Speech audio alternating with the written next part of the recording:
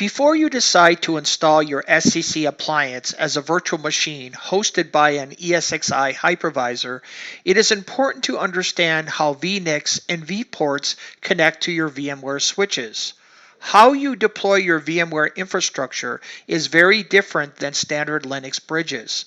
In the diagram represented, we need to focus on three takeaways. Takeaway number one.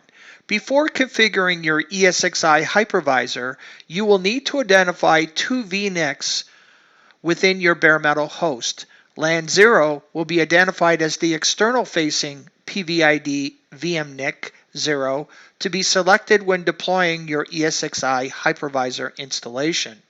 Initially, as a best practice, VMNIC 0 is reserved for service console access and connects by default to your standard vSwitch configuration of your ESXi bare metal host.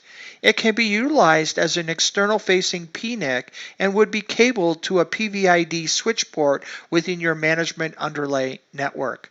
Remember, during ESXi installation, you configure VMNIC 0 as a 0 to indicate it will be configured as an untagged physical adapter. Takeaway number two. Your internal-facing PNIC network connection is configured slightly different than that of a standard switch. Instead of utilizing a standard switch configuration where only one VLAN instance can be presented, you now will be faced with a more involved configuration of a virtual distributed switch for VMNIC 1. In a virtual distributed switch configuration, many VLANs are configured by utilizing the use of distributed port groups. Remember, your second enumerated physical adapter, VMNIC 1, will need to be cabled to your private management switch underlay network. Cable your second enumerated adapter, in this case VMNIC 1, to the private switch port where it is configured for .1Q trunking, allowing tag frames for VLANs 4050, 4051, 4053, and 4054. When you look closer at the screenshot presented, you will see the first enumerated physical adapter, a member of the standard switch, and its VMNIC 0 associated with the VM network and management network.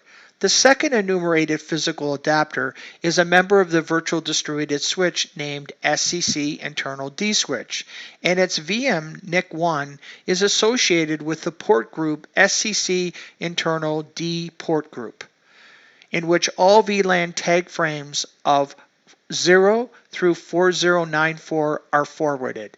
Notice the VLANs 4050, 4051, 4053, and 4054 fall within the range of 0 through 4094. Takeaway number 3.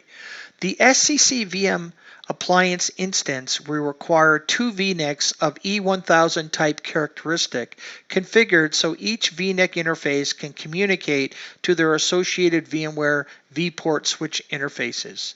As previously noted, network intercommunication is important from the VM guest instance to its top-of-rack management switch.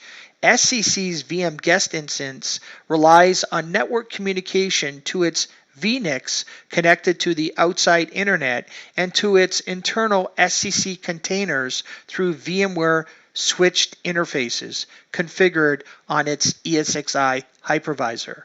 Remember, the installation deployment of SCC checks its network access to both the external network or internal network, whether it is deployed as a bare metal host configuration or ESXi hypervisor configuration. If any one of these physical paths were to fail, SCC would suspend its deployment. If you're looking for high availability, you may want to think about configuring VMware Cluster, where ESXi hypervisors institute anti-infinity rules where each VM guest instance is spread across independent racks of PDUs to minimize the single point of failure. For more details on configuration of Linux bridges and VMware infrastructure switches, consult the Network Infrastructure and Installation Guide on Supermicro's Service Portal.